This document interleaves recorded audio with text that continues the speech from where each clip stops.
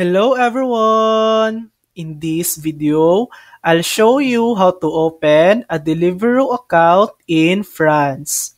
First, download the Deliveroo mobile app from the App Store or Google Play, or go to the Deliveroo website.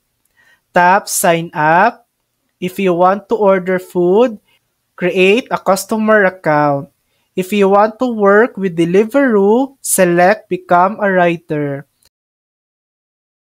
Enter your personal details such as your name, email, and phone number. You can also choose to continue with Facebook, Google, Apple, or your email address.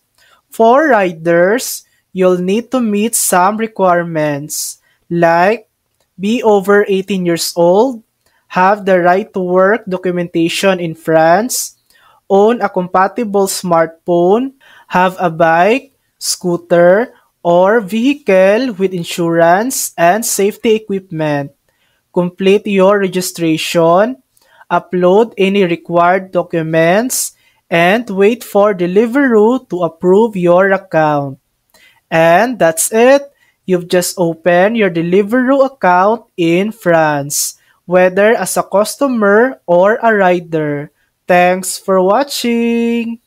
If this video helped you, please like and subscribe for more helpful tutorials.